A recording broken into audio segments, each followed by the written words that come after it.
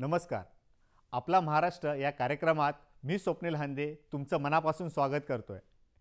आपल्या महाराष्ट्रातील रंगतदार घडामोडींचा रंगतदार नजराना मी तुमच्यासाठी पुन्हा एकदा घेऊन आलो आहे. चित्रकला ही अशी एक कलाकृती आहे ज्यात प्रत्येक चित्र आपल्याशी प्रत्यक्ष काही न बोलता त्यातील प्रत्येक चित्र हे आपल्याला काहीतरी सांगत असते, काहीतरी बोलत असते. या प्रस्तावनेवरूनच तुमच्या लक्षात आलं असेल की आता मी तुम्हाला चित्रांच्या रंगीबेरंगी विश्वाची सफर घडवणार आहे.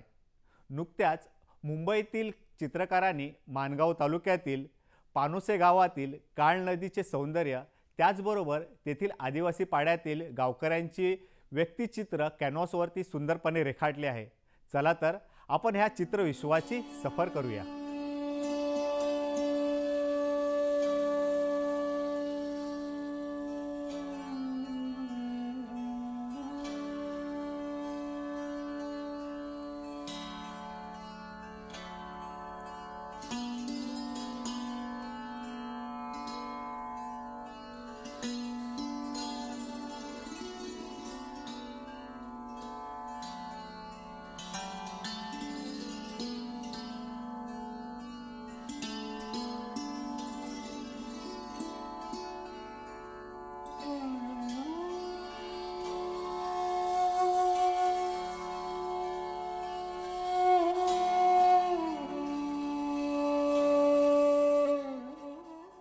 पाच ते 7 नोव्हेंबर 2024 रोजी चित्रकारांच्या टीमने प्रसिद्ध चित्रकार सुरेशजी भोसले यांच्या मार्गदर्शनाखाली माणगाव तालुक्यातील पानोसे गावातील कुंभे डॅम, काळ नदी आणि काही आदिवासी पाड्यांना भेट दिली. नंतर आपल्या कॅनव्हासवर त्यांनी कलात्मक पद्धतीने काळ नदीच्या निसर्ग सौंदर्याला आपल्या कुंचल्यातून कॅनव्हासवरती उतरवलं. त्याचबरोबर व्यक्तिचित्रण करताना पाड्यातील लोकांचे निरागस भाव आणि साधेपणा आपल्या व्यक्तिचित्रणात दाखवण्याचा प्रयत्न केला. हे चित्रण करत असताना आदिवासी पाड्यातील शालेय विद्यार्थी तेथे आवर्जून उपस्थित होते. त्यांनी देखील या चित्रकारांशी संवाद साधला. आपल्याच पाड्यातील व्यक्तींचे चित्रण समोर बसून कसे केले जात आहे हे त्यांनी प्रत्यक्षपणे पाहिले व त्याचा आनंदही घेतला. अशा कलाकारांमुळे आणि आदिवासी पाड्यातील विद्यार्थ्यांमुळे तेथील वातावरण मात्र रंगमय बनून गेले होते.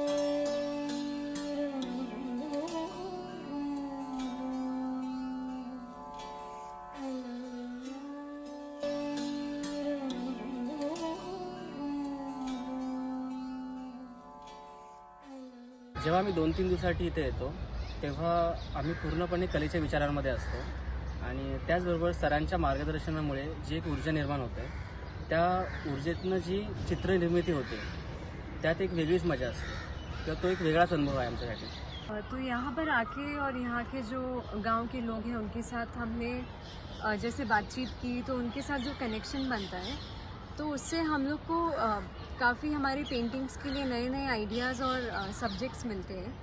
और जैसे कि हमने जो पोर्ट्रेट बनाया था उसमें जो मॉडल थे जो काका बैठे थे, तो उनके साथ भी हमने बातचीत करते करते हंसते हंसते उनके साथ उनका पोर्ट्रेट बनाया. तो उसमें भी एक हमारे लिए एक अलग ही मज़ा है उस चीज़ में. स्टुडिओमध्ये आम्ही मोस्टली आर्टिफिशियल लाईटवर कामं करतो आणि इथे येऊन आम्हाला नॅचरल लाईटमध्ये काम करायला मिळालं मॉडेलच्या. म्हणजे मॉडेल इथलाच ह्याच पाड्यातला आम्ही एक निवडला होता आणि त्यांचंच काम करताना एक सगळ्यांना वेगळा अनुभव आला. कलर्समध्ये म्हणा किंवा बाकीच्या सगळ्या गोष्टी, एक नॅचरल लाईटमधला एक स्टडी झाला सगळ्यांचा आमचा. इथल्या हिरव्यागार डोंगरात आणि खळखळणाऱ्या पाण्याच्या ठिकाणी आम्ही बसून निसर्गाचे चित्रण केले आणि ते चित्रण करत असताना आम्हाला खूप आनंद मिळाला. विद्यार्थ्यांबरोबर त्याही संवाद साधला आणि आपण कशी चित्र काढतोय त्यांची प्रश्न उत्तरं हे त्या विद्यार्थ्यांशी जेव्हा त्यांचं बोलणं झालं आणि आपले हे जे विद्यार्थी हे सर्व चित्रकार यांना जो आनंद मिळाला त्याच्यामध्ये मला सर्वात जास्त आनंद मिळाला. सालाबादाप्रमाणे याही वर्षी हजरत शेख मिस्री दर्गा यांचा उर्स मुबारक मोठ्या आनंदाने साजरा करण्यात आला. अनेक भागातून अनुयायी वाजत गाजत संदल बाबाच्या दरबारी आले होते. सर्व धर्मियांनी एकत्र येऊन हा सोहळा मोठ्या आनंदात पार पडला. चला तर बघूया या क्षणाची काही क्षणचित्रे.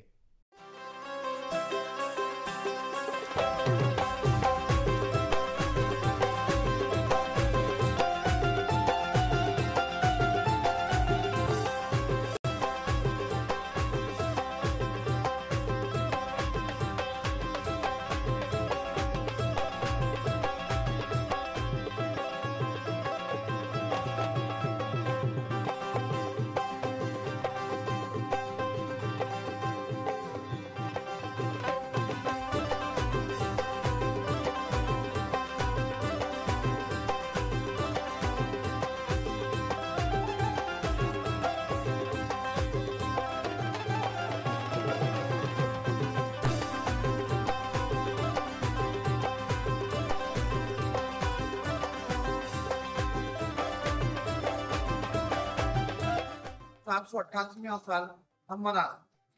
सरकार का नाम शेख मिस्र है। आप अरब से ताल्लुक रखते थे, मिस्र के रहने वाले थे, इसीलिए शेख मिस्र इनका नाम। अपने नाम की वजह से इन्होंने काफी करामात यहाँ पर लोगों के सामने नमूदार की। दानधर्म केल्याने आपल्याला पुण्य मिळतं असं म्हणतात, पण मला सांगा दानधर्मामध्ये सर्वात श्रेष्ठ दान कोणतं? अगदी बरोबर ओळखलात, रक्तदान हे सर्वश्रेष्ठ दान आहे. आपल्या आसपास अनेक सामाजिक संस्था रक्तदान शिबिरे आयोजित करीत असतात. रक्तदान करणं हे आपलं सामाजिक कर्तव्यच आहे. त्याच अनुषंगाने शिक्षण महर्षी दादासाहेब लिमये यांच्या जयंतीनिमित्ताने भव्य रक्तदान शिबिराचं आयोजन करण्यात आलं होतं. चला तर पाहूया ह्या रक्तदान शिबिराची काही क्षणचित्रे. राष्ट्रीय सेवा योजना आणि आजीवन अध्ययन व विस्तार कार्य विभाग अर्थात DLLE यांच्या संयुक्त विद्यमाने या रक्तदान शिबिराचं आयोजन करण्यात आलं होतं. शेठ ज9 पालीवाला महाविद्यालय पाली सुधागड इथे या शिबिराचं आयोजन केलं गेलं होते. त्याला रक्तदात्यांचा खूप उत्तम प्रतिसाद लाभला. जवळपास 55 बाटल्या त्यात रक्त जमा झाले.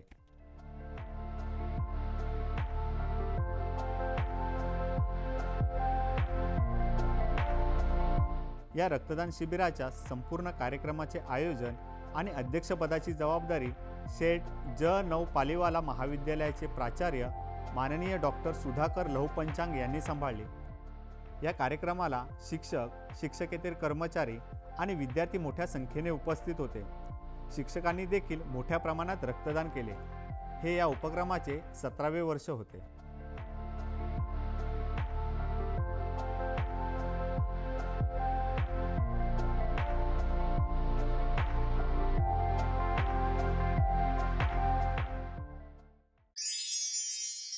या मस्त घडामोडी बघता बघता आता वेळ झालेली आहे एका क्षणभर विश्रांतीची.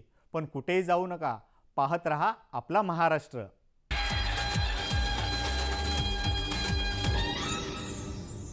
पुन्हा एकदा तुमचं स्वागत आहे आपल्या कार्यक्रमात, ज्याचं नाव आहे आपला महाराष्ट्र. आपण नेहमीच म्हणतो वाचाल तर वाचाल. या वाचनासाठीच आपल्याला पुस्तकांचा प्रचंड खजिना उपलब्ध आहे, ज्यात रोज नवनवीन पुस्तकांची भर पडत असते.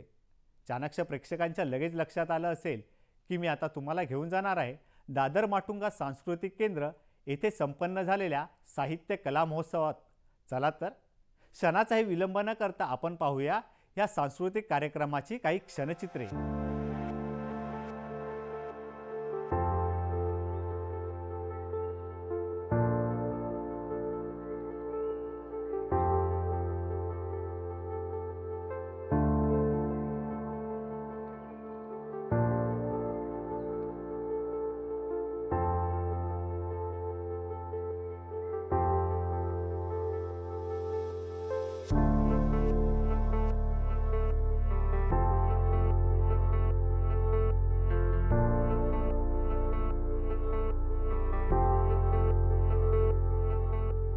वंदना प्रकाशन मुंबई आणि महाराष्ट्र टाइम्स कल्चरल क्लब यांच्या संयुक्त विद्यमाने साहित्य कला महोत्सव 2024 रौप्य महोत्सवी आशीर्वाद पुरस्कार प्रदान सोहळा आणि पुस्तक प्रकाशन समारंभ आयोजन करण्यात आले होते.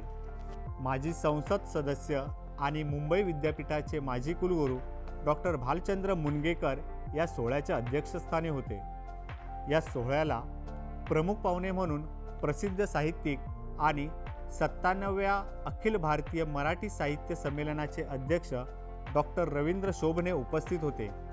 यावेळी 20व्या शतकाच्या उत्तरार्धातील कविता सूर्य दिसत राहील तोपर्यंत या डॉक्टर सुनील सावंत यांच्या मराठी काव्यसंग्रहाच्या 3ऱ्या आवृत्तीचं मान्यवरांच्या हस्ते प्रकाशन करण्यात आलं। यावेळी मराठी, हिंदी आणि इंग्रजी साहित्यात 2011 ते 2023 या वर्षात प्रकाशित झालेल्या ई-बुक आणि छापील पुस्तकांना उत्कृष्ट वाङ्मय निर्मितीसाठी आशीर्वाद पुरस्काराने सन्मानित करण्यात आलं। साहित्यिक डॉक्टर सुनील सावंत यांच्या पुढाकाराने हा सोहळा अतिशय उत्तमरित्या पार पडला। या सोहळ्याला साहित्यप्रेमींची लक्षणीय उपस्थिती होती। भाषा म्हणजे फक्त लिहिलेलं साहित्य नव्हे, it is medium of communication आणि ते मीडियम ऑफ कम्युनिकेशन वेगवेगळ्या संस्कृतीमध्ये मानवी समाजाच्या वेगवेगळ्या टप्प्यावर सातत्याने ते बदलत गेलेलं आहे। साहित्याचा, चांगल्या साहित्याचा, साहित्यिकांचा सन्मान करणं, त्यांना दाद देणं, त्यांना प्रोत्साहित करणं हे फार मोठं समाजकार्य आहे आणि ते इतकी वर्ष अतिशय नेटाने, नेमाने, अनेक अडचणींना तोंड देऊन जोमाने आपले जे डॉक्टर सावंतसाहेब करत आहेत त्याबद्दल ते खास अभिनंदनासाठी पात्र आहेत। आशीर्वाद पुरस्काराने असा कांचनाचा शोध घेतलेला आहे, म्हणून हा आजचा रौप्य महोत्सव आपल्या आशीर्वादाने भविष्यात सुवर्ण महोत्सव होईल ह्याची आम्हाला आशा आहे।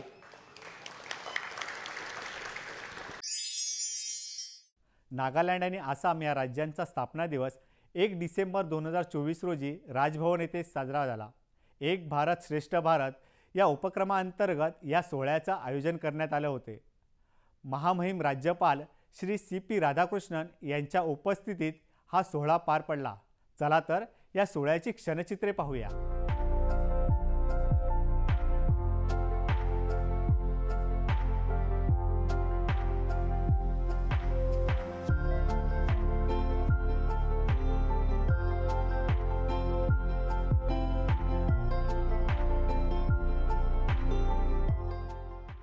या सोहळ्यात नागालँड आणि आसाम राज्यातील वैविध्यपूर्ण संस्कृतीचं दर्शन घडवणारे वैविध्यपूर्ण कलाविष्कार सादर करण्यात आले।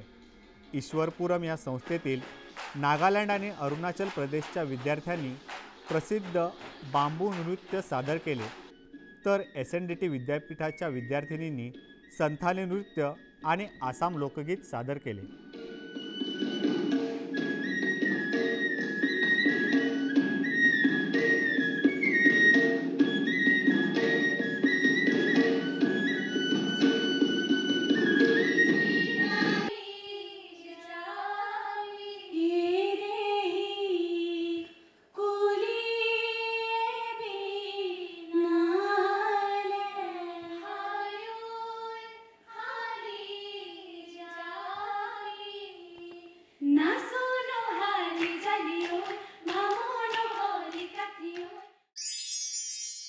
जागतिक एड्स दिनानिमित्त मुंबई जिल्हे एड्स नियंत्रण संस्थेतर्फे मुंबई शहरात जनजागृतीसाठी बाईक रॅलीचे आयोजन करण्यात आले होते, ज्या रॅलीने जवळपास 110 किलोमीटर अंतर पार पाडले, ज्यात एकूण 78 बाईक रायडर्सने आपला सहभाग नोंदवला होता। पाहूया तर या रॅलीची काही क्षणचित्रे।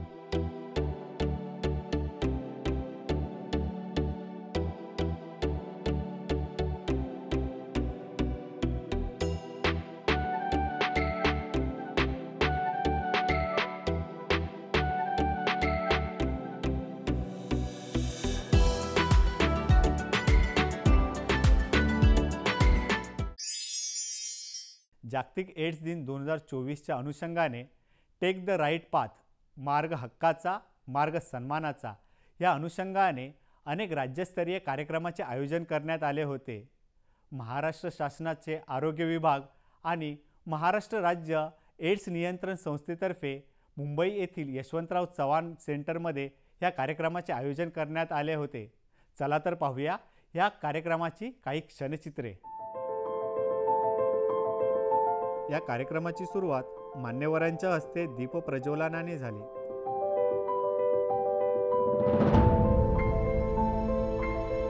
त्यानंतर मान्यवरांच्या हस्ते उत्कृष्ट काम केलेल्या जिल्हा एड्स नियंत्रण कक्ष आणि त्यांच्या कर्मवीरांचा सत्कार करण्यात आला।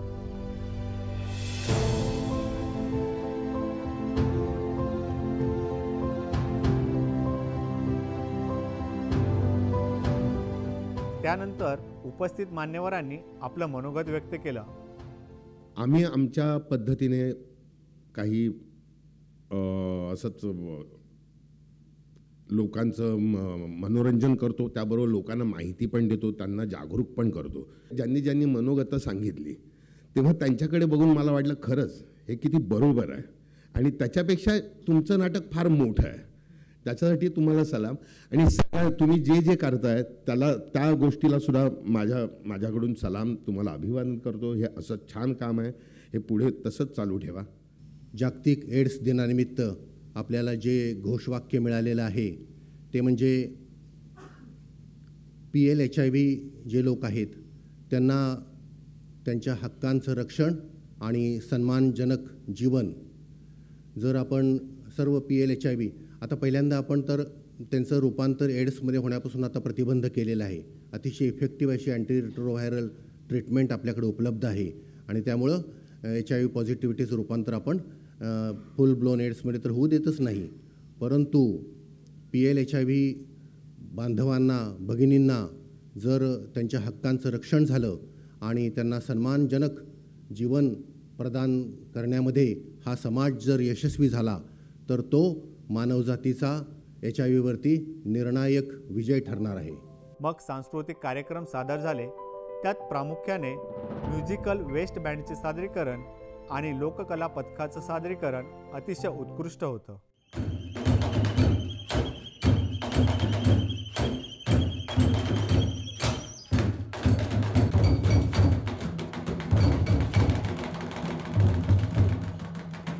ह्या वर्षीचं ब्रीदवाक्य आहे टेक द राईट्स पाथ, मार्ग सन्मानाचा आणि हक्काचा, माझं आरोग्य माझा हक्क. आणि ह्यामध्ये ह्या ब्रीदवाक्यामध्ये संपूर्ण गेल्या ह्या 3 दशकातली चळवळ, त्यामध्ये लोकांनी केलेलं काम, त्यांनी निवडलेला सत्याचा आणि निडरतेचा मार्ग, ह्या सगळ्याचं संचित कुठेतरी जडलेलं आहे. आणि मला खात्री आहे आज 2024मधनं 2025मध्ये जाताना आपण ही जी एक माफक अपेक्षा आहे मानवी अधिकारासंदर्भातली ती नक्कीच पूर्ण करू शकू. आपण आरोग्याचं शिक्षण आणि आपल्या देशातील शिक्षणाचं आरोग्य जर जपत राहिलो तर इथपर्यंत नक्कीच पोहोचू शकू.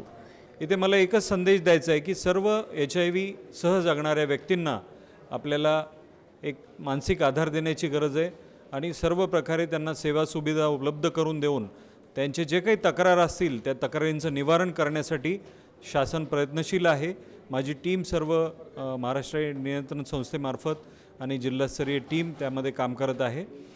तर या ठिकाणी ज्या काही सेवा सुविधा दिल्या जातात आमच्या आरोग्य संस्थांमार्फत त्याचा देखील लाभ सर्व HIV सह जगणाऱ्या ज्या व्यक्ती आहेत त्यांनी घ्यावा असं मी आवाहन करतो.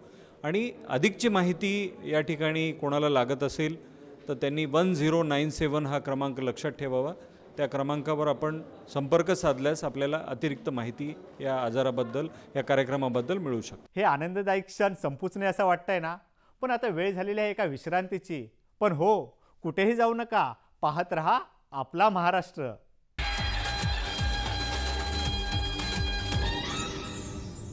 पुन्हा एकदा तुमचं स्वागत आहे आपल्या कार्यक्रमात, ज्याचं नाव आहे आपला महाराष्ट्र.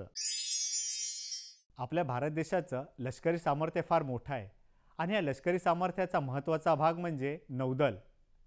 भारतीय नौदलाच्या कामगिरीचा सन्मान करण्यासाठी दरवर्षी 4 डिसेंबर हा नौदल दिन म्हणून साजरा केला जातो. याही वर्षी 4 डिसेंबर रोजी हा सोहळा मोठ्या दिमाखात साजरा करण्यात आला. पाहूया तर ह्या सोहळ्याची काही क्षणचित्र.